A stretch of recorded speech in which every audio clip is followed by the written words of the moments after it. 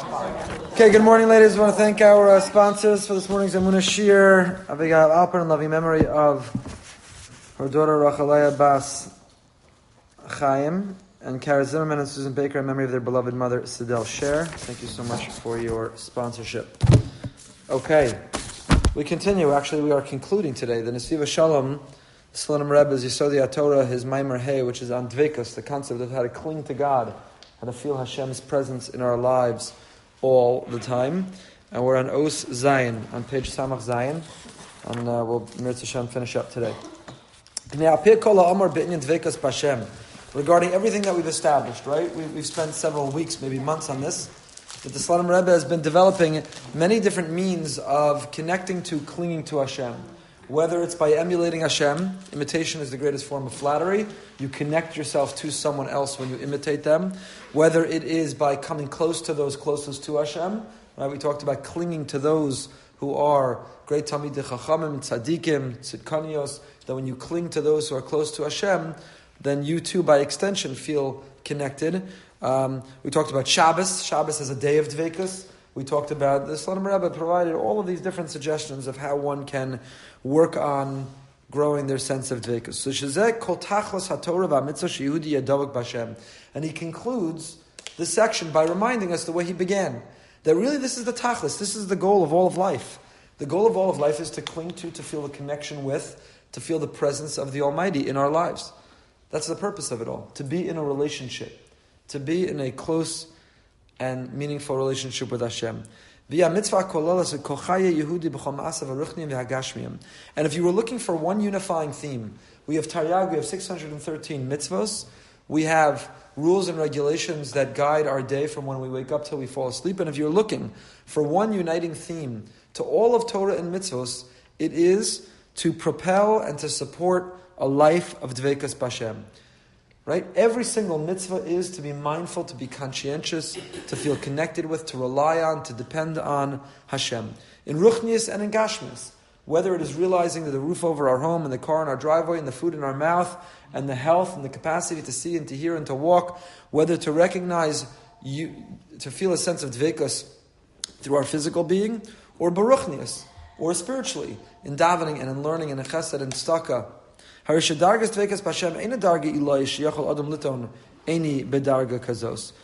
Dvekas is not inaccessible. It's not something that's so far away and distant. You say that a tzaddik and a tzaddikas and the people I read books about, they're the ones who live with that level of dvekas. But I'm just an average, lowly, what do you want from me? Ela ze'ikar kol haTorah. No, it's something that's accessible and attainable by every single human being. If simply we have the will and we have the courage and we exert the effort to care enough to be mindful as we're going through the motions of doing everything we're doing, to not just do it in a way that we're going through motions, but to do it in a way which we're connecting. And a person has to constantly engage in all of the advice and suggestions and mechanisms in order to achieve this. In other words, if somebody says, here are 5 things you can do and it'll get the desired result, and you claim to want that desired result, but you neglect all the 5 things you're supposed to be doing, then you can't really be claiming to want that desired result. There's something inauthentic, there's something counterfeit about your statement. You want the desired result, because if you want the desired result, then you would do it. If you want to lose weight, but you're still eating ridiculous portions and ridiculously unhealthy food, and you sit still and never move and don't go for a walk, then stop claiming you want to lose weight. You want to lose weight. You don't want to lose weight. Right? We've talked about that in the past also. The difference between wanting to want something and wanting. We confuse the two often. We claim that which we only want to want, we claim to want. But we don't want, we want to want. How do you know if you want? How do you know what somebody wants to be doing? Just look at what they're doing. We do what we want to be doing. So if we're not doing it, then stop claiming we want to be. We want to be. We hope to one day want to be. We look forward to wanting to maybe one day consider to sometime be moved to do the thing that we claim to want to do. So, similarly here he says with Dvekas, we have eitzos, we have advice, we have a guide, how you grow in a sense of Dvekas. How could you be more mindful? How could you be more conscientious? How could you be more intentional with everything that we do? So if we're neglecting all of those things, clinging to righteous people, reading, listening, studying, davening, tapping into the energy and the magic of Shabbos. All the suggestions he's taken us through, and you're ignoring and neglecting them, then don't say you really want to feel dveikus. As the Ramban says, "She'im lomed agada kadesh yakirs misha amar v'haya olam v'chlal kol sifrei musar." One of the ways to live a life of dveikus, how do you remain mindful? It's the introduction to Mesilas Yesharim. The Ramchal begins his book, like no other author ever began a book, by saying, I'm saying nothing new in this book. Nothing new. Nothing new. So why should you buy the book? Because I'm saying what we all know but tend to forget. And so if you plan on buying the book and reading it once and retiring it to your shelf where it will gather dust, don't bother buying the book. Because the whole efficacy of the book is to read it and reread it and reread it again. It's a notion of being mindful. So that's Agada, the Agadic portions of the Talmud, Sifrei Musar. One can argue that's what davening is. I mean, why do we come back to davening 3 times a day? Because in between, it doesn't take long. Just from Shacharis to Mincha. In half a day, you forget this Hashem, you forget He gives you your health. So you daven your heart out in the morning, Rifa'enu and Baruch Aleinu, and then you go through the whole day as if you're in charge, you're in control, you're worried, you're stressed, you're anxious, as if there's no order and purpose to the universe. And then you have to come back to Mincha in order to remember at Mincha, and then you have to reorient yourself again at Marav. That's how fickle we are. That's how easily we can lose our anchor of remembering what's important. So the Slonim Rebbe rather is saying that we fulfill the mitzvah of dveikus when we engage in activities that reinforce dveikus. So you say, okay, it's one of the Taryag mitzvahs, ubot tidbakun, ubot tidbak, repeated numerous times in the Torah. It's one of the Taryag. I have a chiyuv, I have an obligation of dveikus. How do I fulfill that? Am I going to go for a walk by myself in the forest and sit and hum with my legs crossed and cling to and connect to Hashem? That's one way. You can try that. There's no forests around here, but you could try that. But the Slonim Rebbe is saying, no, you know how you try that? When you're in the car, instead of listening to Narishkeit, put on a shir. When you're sitting down and getting into bed, instead of reading some Narishkeit, some stupid magazine or trashy novel, read something which is going to move you. Read a biography of a great person. Right? We've talked about that also. When you read biographies of great people, it inspires you, it opens your heart, it moves you. It paints a picture, it creates a vision, it makes you want to be like that. So, and that's a fulfillment of dveikus. When you lie in bed reading the biography of Henny Machos or Rebbetzin Kanievsky or whatever great leader, Lubavitcher Rebbe or whomever, so you're fulfilling the mitzvah of dveikus. Ein zu mitzvah tluya beregesh levado. It's not just a feeling mitzvah. It's not just some. Because what if you say, I'm an intellectual, I'm a rasha, I'm not a feeling person. Elachiv tmidi lechapes kol ha'etzos sha'ayadon yizdabek b'Hashem. It's a constant mitzvah to continually search out all the advice which will yield, at the end of the day, a sense of closeness, reliance, feeling of connection with Hashem. And this is the anchor, this is the centerpiece. The compass of a Jewish life is that wherever life is taking you, the direction, the compass is to know you come back to dveikus. Whatever challenges come your way, whatever hardship, whatever you have on tap that day, you look through your to-do list, you look through the obstacles you have to overcome that day, be it some financial thing you just don't know how you're going to climb out of, be it a relationship that seems to be imploding or collapsing, being a health which is in crisis and you're waiting to hear back from the doctor, being just a to-do list that makes you feel overwhelmed and you can't breathe. So what brings you back, the anchor, the compass of life is dveikus. It's to take the deep breaths that Rabbi Elimelech Goldberg spoke about. I missed the seminar, I was away, but I understand it was absolutely incredible. The breathe something seminar, breathe break seminar. So is to do that breathing, which I assume he said, while you're doing the breathing, you're centering yourself also to remind yourself with mindfulness of what matters. There's a God, He created the world, He's in charge, He's running things. There's order, there's meaning to the universe. Stephen Hawking passed away. Yeah. He was the great theoretical physicist, one of the greatest physicists that ever lived. He was also a great atheist and anti-Semite. Right. So you will not be hearing a hesped from me. Right. The fact that someone so brilliant could come to such a mistaken conclusion, yes. So you'll say, well, maybe I should reconsider if there's a God, because he was so brilliant and so admired and so acknowledged, and yet he was an atheist, so maybe I'm wrong. So here's the reassuring part. He also called for boycotting Israel. So he's clearly wrong. So if he's wrong about that, he's wrong about God. Didn't he wear a gadget? Yeah, he was only kept alive because of Israeli technology, while yet he called for, right? So however smart you are, that to me is one of the stupidest things I ever heard. So again, has the world lost a great physicist? Yes, but a physicist who came to a horribly wrong conclusion about Israel, about the Jewish people, and about God. Einstein came to the opposite conclusion. Einstein, who was a Gadol, came to the opposite conclusion. How could you understand these mysteries of the universe and not conclude? How could you see the detail, the intricacies, all that has to go right? Sun has to be exactly that distance from Earth.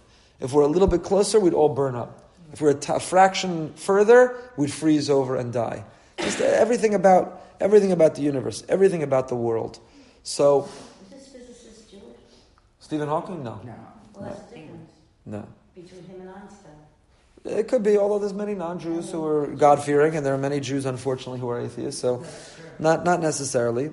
So whatever one's going through in life, we have to remember to come back to that. The challenge is, and it should be simple, but it's so hard to remember. It's like we have a pill we carry in our pocket, and as the anxiety level rises, and the breathing gets more shallow, and the blood pressure is exploding, and our heart is beating through our chest, and our sweat glands are, and we're so nervous and anxious and stressed, we forget to take the pill. The pill is called Dvekus. Just remember, stick with Hashem, He's got your back. Does that mean it'll all turn out the way you want? No. Does that mean it will all turn out in a way that's pleasurable? Not necessarily. Does that mean it will all turn out well? By definition. By definition, even when we don't understand it. Lomei Torah kedesha ayidei limuda yiskarev l'Hashem yizbarach. And we learn Torah because Torah is Hashem's diary. How do we connect with Him? How do we feel close to Him? How do we tap into Him? How do we feel His presence in our lives?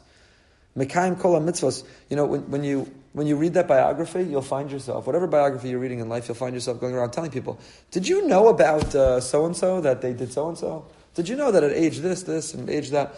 I was just reading something on Shabbos. Did you know Theodore Herzl died? He was 44 years old. So I'm 43. It's feeling it pretty. Yeah. So look what a person accomplishes at such a young age. So I must have told that to 15 people since I read it on Shabbos. Right? I'm struggling with my own age, I guess, and what he accomplished, and one's own feeling of inadequacy. But you read a biography, and you can't help but want to share that with others, want to talk about it. So how do you read the biography of Hashem Yisbarach? Torah HaKadosha. When you study Hashem's Torah, that's His diary. I don't know if it's His biography, it's His diary. The Balatanya describes it, it's the description of Elokus. The Torah is the description of godliness. You see, we just read about it. Take Parshas Kisisa a couple weeks ago, where explicitly Hashem says, you want to know who I am and what makes me tick, and you want to win favor with me, then follow in these footsteps, and here they are. This is who I am. You want a description of Elokus, you want access to my diary, you want to know what makes me tick and who I am and what I care about, you want to know what makes me angry. Nothing makes God angry, He's not a human being, but within our own terms and how we can relate. Hashem says, you want to know what makes me lose my cool? This is what does it. You want to know what wins favor, what wins me back? This is how to behave. So you read Hashem's diary, you can't help but talk about it. Everyone hears or reads a great Dvar Torah and can't help but share it. Listen to this great Dvar Torah I heard. Listen to this great Vort. Listen to this great insight. So one of the ways that we keep ourselves grounded and centered is studying Torah. What we're reading, what we're listening to, what occupies our time. Mekayim kol mitzvos kim eitzos ledvekus b'Hashem. Doing mitzvos are all there to center us. So all throughout the day, you just ran out of the bathroom. Everybody else runs out of the bathroom, and they're worried about the sign, employees must wash their hands. Right? We should have a sign. People of faith must remember to thank Hashem. Everything just went smoothly, right?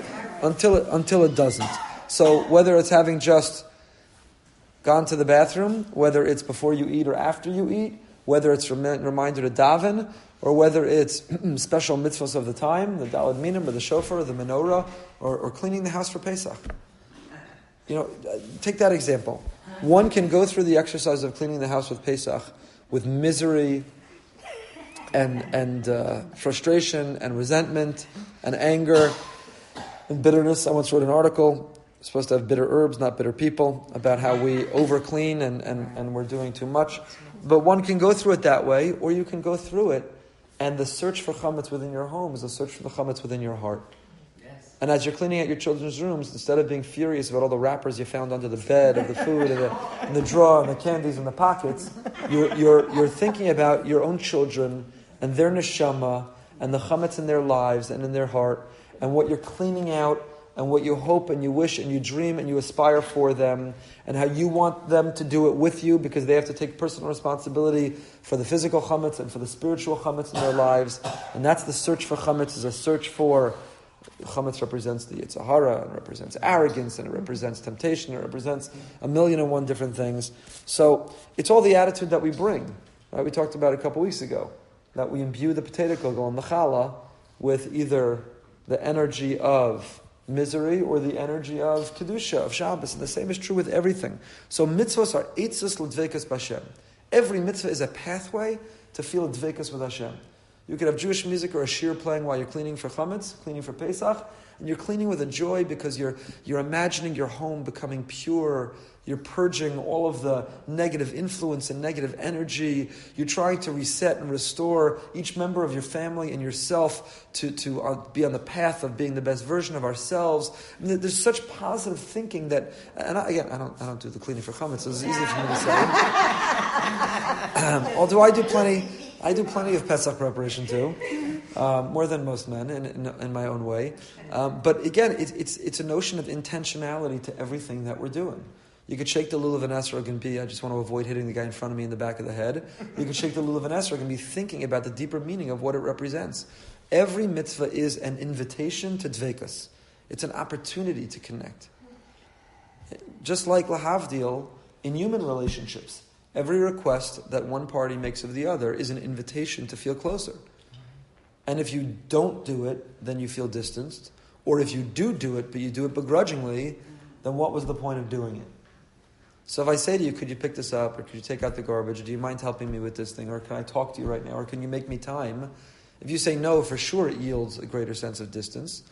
If you say yes, which took sacrifice, we talked about yesterday in the Parsha class, the root of the word korban is karov, that the way you feel close to people is a willingness to offer a sacrifice, to compromise, to give up your time, your energy, your resources, to give up what you want to be doing right then. When you offer korbanos, when you're willing to sacrifice and compromise, the result is you feel karov. The result is that you feel close. So, but if you're going to do it already, do it with, I gave the example yesterday in the Parsha class. You're both in bed, it's late at night, everyone forgot to take out the garbage, next morning is garbage day, your spouse says to you, could you take out the garbage? You finally just exhaled your day, now you gotta put something on, make your way to the front, schlep the garbage out. So you could do it with misery, you could do it with, you know that you jumped out of bed and said, no problem honey, I got this. I want you to stay. So then that act itself can be imbued with a contribution to a relationship. It's all the intention, it's the mindfulness. We live in a mindless world and a mindless generation. Because our technology and the noise and there's just so much filling our head.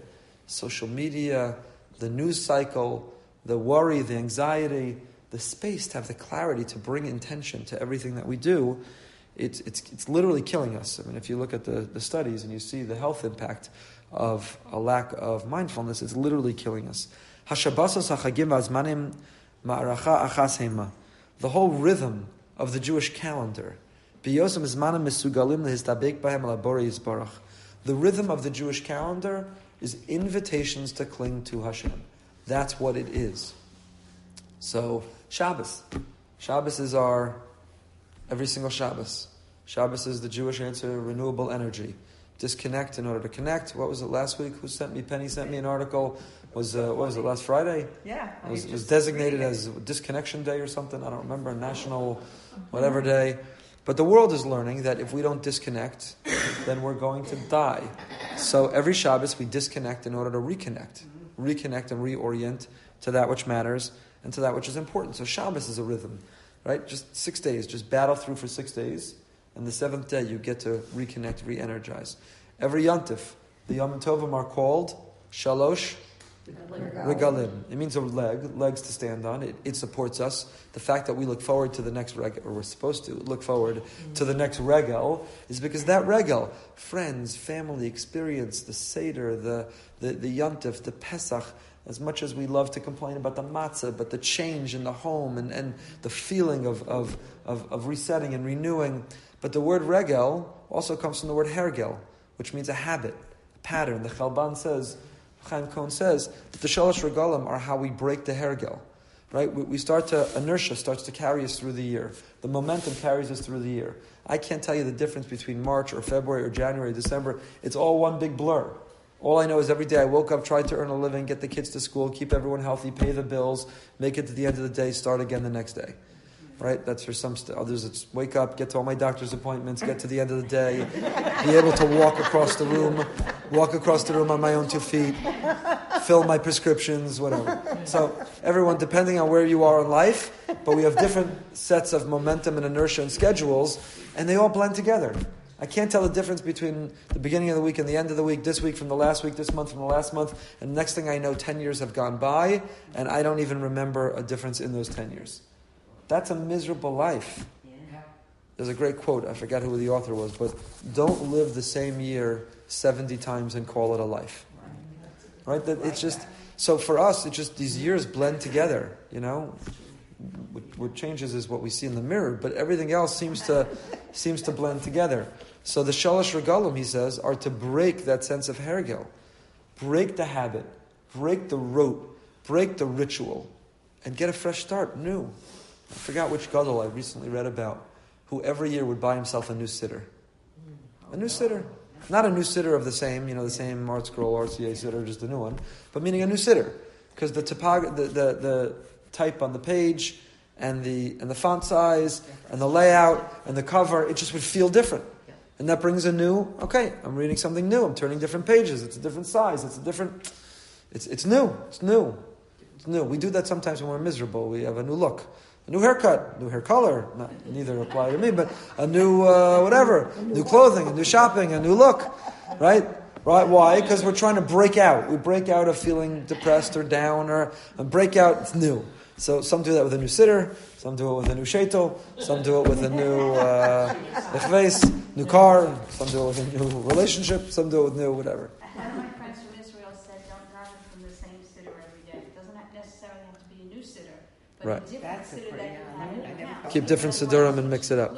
Yeah. And it does. It gives you a different perspective because right. it changes your It shakes you up. It feels different. So that's the Shalosh Regalim, are to break the hergel. The Shalosh Regalim are points, milestones devoted in our calendar to stop the momentum, to break it up and to reevaluate and say, stop. Am I living an intentional life?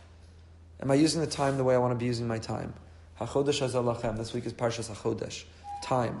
Our ability to control in time is the definition of freedom. A slave has no control over the time, a free person does. Am I using my time the way I want to use my time?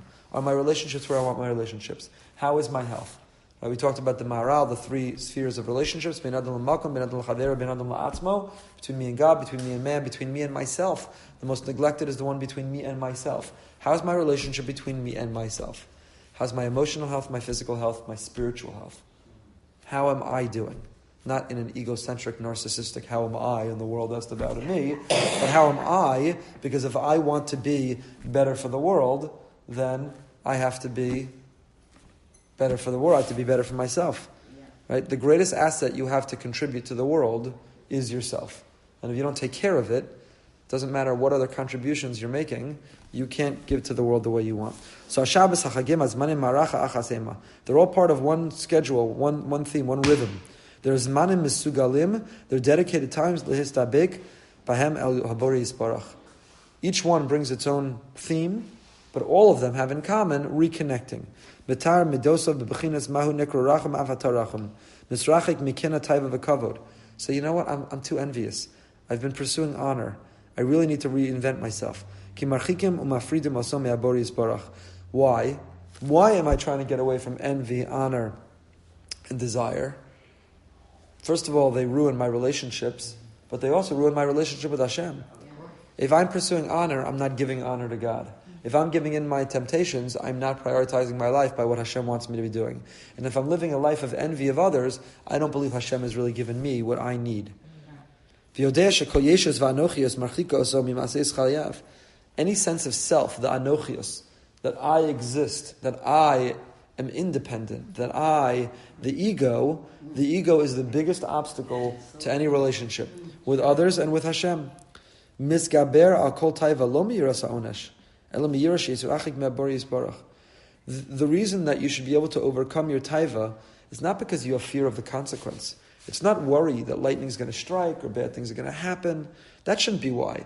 I was going to share the juicy Lashon Hara, but I really don't want to miss the flight next week. And blah, blah, blah. I was going to do X, but I'm so afraid that Hashem is going to make me sick. That's not a relationship. A relationship is, the reason I'm not doing that wrong thing is, I don't want to be distant from Hashem. I want to feel close to Him, and that would be a great disappointment to Him. We want our children not to sneak out and do A, B, or C, not because they say, oh, if I get caught, I'm going to be grounded, I'm going to lose my phone. We want them to not do that because they say, if I did that and my mother found out, my father found out, they would be devastated. I could never hurt them like that. I would never want to upset them. Even if I want to sneak out. I want to do what all my friends are doing. I see nothing wrong with it. That's really where I want to be. But I know that that's not what the expectation of my parent, and they would be devastated. That, as a parent, is that not our hope for our children? Is that even if you don't see it, and even if you don't want it, and even if you don't care about it, but for me, it would devastate me, don't do it. That's my expectation of you. So the Rebbeinu Shalom says the same thing about us. And to try to sanctify ourselves, even with that which is permissible. Because every physical indulgence, which is not there to reinforce or elevate a spiritual goal, distances us from Hashem. As it says, B'Priya Ha'aret, Shekol hana gufnis hi nirgan mafrid aluf. V'az zoch lahargish es kirvas alukus yisbarach b'chol tanai ha'chayim v'amatzavim. So if we use all these eitzos, so we are concentrating on being spiritual people, not only defining ourselves as physical, right? We're living a life that we remember that we are a soul who has a body, not a body that has a soul. And we are studying Torah. And we are tapping into the different energy of the holidays, Shabbos, and the rhythm of the holidays, and breaking the rote and the habit. And we are purifying our midos, so that we have no envy. Why? Because we realize Hashem has given us what we need, and we don't seek honor. Why?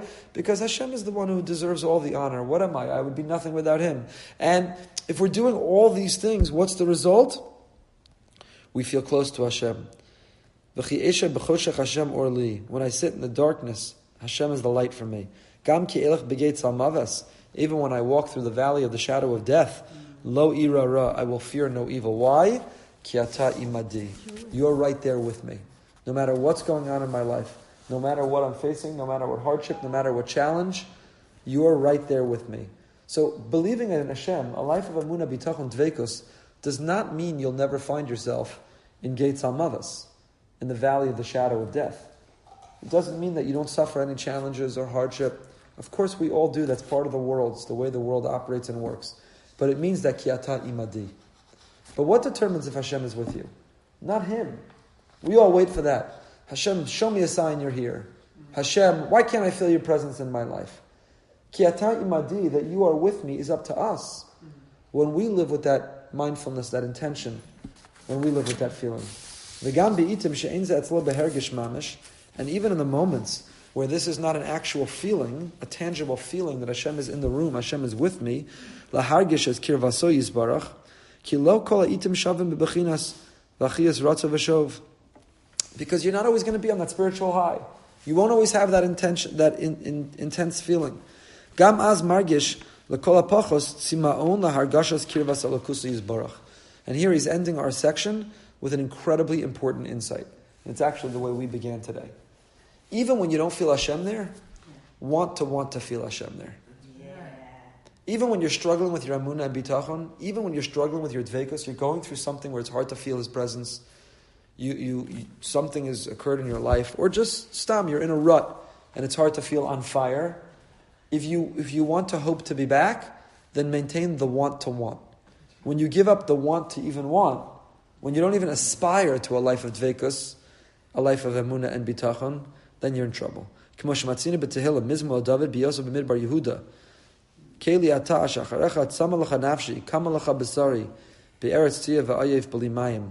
There's a great Chabad nigun Sama L'cha Nafshi is a great video of the Rebbe singing this online. Sama L'cha Nafshi. David HaMelech said, Sama L'cha Nafshi. My soul, Sama, it thirsts for you. You know when you're really thirsty, you just need that glass of water? It's so hot outside, you just came in from an activity and you're so thirsty. It's insatiable, you have this tremendous thirst. David HaMelech described that his neshama, his nefesh, had a thirst for Hashem. Kama L'cha B'sari. My basar, my guf, my body longs for you.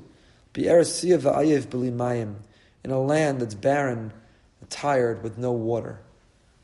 Kishaya Meruchak, Uva Midbar Yehuda, David HaMelech was describing, I was in the spiritual desert, barren, no energy of connecting to you. B'lishum lachluchas tekdusha. There was no moisture of holiness. Be'eretz tzia v'ayev b'li mayim. Az hayalo l'chol apachos. He said, at least there I didn't have water to drink. I was in a spiritual desert, barren, with no way to connect to you. But what at least did I have? I had samalacha. I had the thirst. I had the want to want. Sima'on lahargashas kirvas alakusi yisbarach. At least I retained my thirst, my desire. Even when we don't feel connected, at least we should want to feel connected. You know, in a relationship, there are times that the relationship goes through a rut. A husband and wife can go through a rut. They don't feel close. There's not a connection. There's not a warmth. There's not a drive. There's not a longing. They're in a rut. They're in a rut. The question is, do each of them still, though, want to get back to the good times?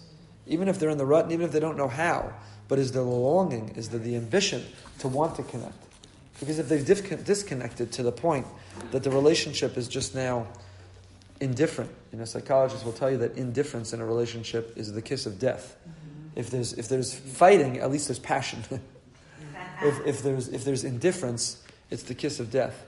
So that sima'on, that sama l'cha nafshi, even when I'm in the midbar, be'eretz tzia v'ayev, Kodesh Baruch Hu, I'm in a place that's barren, but I have that sima'on, I'm sama l'cha nafshi, I have that thirst, I have that desire, I long to reconnect. This week is Rosh Chodesh. Friday night Shabbos is Rosh Chodesh Nisan. Gemara says, B'Nisan nigalu u'v'Nisan asidan lihigael. In the month of Nisan we were redeemed, and in the month of Nisan we will be redeemed once again. And the understanding usually is that how were we redeemed in the month of Nisan? The Exodus, liberation from Egypt, 210 years of oppression and persecution, and it ended. Hashem miraculously took us out. So just like He took us out of that misery then, Mirz Hashem, in the month of Nisan, we should experience Geula, redemption, personal, individual, and collective national again. But Rabbi Soloveitchik said that's not the pshat. That's not what Chamim Chazal were referring to. What were they referring to? B'Nisan Nigalu. So we know at the beginning of Nisan, we're going to celebrate by not saying Tachanun for those first days, but the fact that this was within the sea and brought the Karbanos. This was the inauguration of the Mishkan. The Mishkan was complete, and these dates correspond with when the Mishkan, when the tabernacle was inaugurated, when it began to function. What does that have to do with Geula? How is that B'Nisan Nigalu? So the Rav pointed to the Ramban in his introduction to Sefer Shmos. We begin this week Sefer Vayikra, but the Ramban in his introduction to Sefer Shmos says Sefer Shmos is the Sefer of Galus to Geula. That's the Sefer. It's the story of our transition from Galus to Geula. So Galus, I understand. Sefer Shmos begins Vayakam Melech Chadash. A new king arose, and we were persecuted and killed and turned into bricks and slave labor, exterminated. I got it. Galus. Where's the Geula? At the end of Sefer Shmos, where are we? We're in the desert. So where's the Geula? How could the Ramban suggest that Sefer Shmos is the journey from Galus to Geula? Where's the Geula at the end of Sefer Shmos? We're not in Israel. So the Ramban says that's not Geula. Geula is a geographic thing, right? We long to return to our homeland. Eschalta de Geula, the modern miracle of the state of Israel, and so on and so forth. There's a component of Geula which is geographic. But Geula ultimately is not about location. You know what Geula is about? The Ramban says Geula is Hashras Hashchina. It's the divine presence resting here on earth. Dira betachtonim. It's when we bring God down to earth, when we give Him a place, and when we feel Him intensely in our lives. Says the Ramban, Galus and Geula are not physical descriptions, even of bondage to freedom, or of diaspora, exile to Israel. That's not Galus to Geula. Galus is Stephen Hawking. Galus is being lost. Galus is being so wrong. Galus is when you think that there is no God, there's no creator, there's no meaning, order, purpose to the universe, when you worship the Big Bang and you worship physics, when you think that we're here as the result of randomness and chance and there's no greater purpose to life, that's living a life of gullus, that's living a life of exile. And what's geula? Geula is feeling Hashem's presence. Geula is submission. Geula is concession. Geula is recognition. There's a creator. Wow. This incredible world has someone operating it. And the things that happen to me, the good and the bad, and even the ugly, it may be painful, but it's all from Hashem and it's all for a reason. And when a person can feel lifnei Hashem, you've experienced geula. Now the geula is you could be begetz almavis. You could be in the valley of the shadow of death, but the geula is ata imadi. As long as Hashem is with me, I have redeemed myself. At APAC, Natan Sharansky spoke with his daughter. He was interviewed by his daughter. It was amazing. He's one of all of our heroes. Or recently, Yosef Mendelovich, who spoke here at the shul. These individuals, in the worst gates almaves, but they had the geula of feeling Hashem imadi. How many do we know Holocaust survivors who in Auschwitz and in the worst circumstance, they were in the depths of gates almaves, but they felt ki ata imadi. And the Nazis might have put them in a physical gullus, but they were in a spiritual geula even before they were ever liberated. So the Ramban says, Gullus to geula, Sefer Shmos is the story, the journey from being in Egypt and worshipping like the Egyptians and being in the 49th level of Tumah and forgetting that there's a God, to by the end having a Mishkan, having Karbanos, having a place where you come Hashras Hashchina. So says the Rav, B'Nisan Nigalu, in the month of Nisan we were redeemed. Having nothing to do with the physical liberation from Egypt, but having everything to do with we found Hashem. B'Nisan Nigalu, we felt His presence in our life. B'Nisan Nigalu, we redeemed, we stopped worshipping ourselves. You know, when you think that you're in control and you put the pressure on yourself to think that you can solve everything, you can control everything, you can manipulate and influence everything, that is a pressure and a burden that makes you collapse. It's unattainable. And it puts you into depression. And when you let go, you know, in AA they have an expression, let go, let God. When you let go and let God, that's a gazillion pound weight off your shoulder. When you let go and let God, that's geula. That's hashras hashchina. You've let Hashem into your life. The whole 12-step therapy, which is so successful, is predicated on submitting to a higher power. Believing in a higher power. Because when you let God into your life, you've experienced geula. You've let go, you submit to a higher power, and now you've let go and you've let God, and now you've unburdened yourself. Now you could live your life. Does that mean everything's going to be smooth sailing and easy and pleasant and pleasurable? Not at all. But it means now you don't have to turn to drugs or alcohol or town center mall or whatever your vice is. You don't have to turn to it because Hashem ki ata imadi. So Mirz Hashem b'Nisan nigalu, we redeemed in Nisan, and b'Nisan hasidin li'gael. If we can live a life of dveikus and welcome Hashem into our lives, then we can experience geula once again. Are we on for next week? Yeah, of course. It's Okay. next week you can. Okay, Mirz Hashem, we'll be on for next week.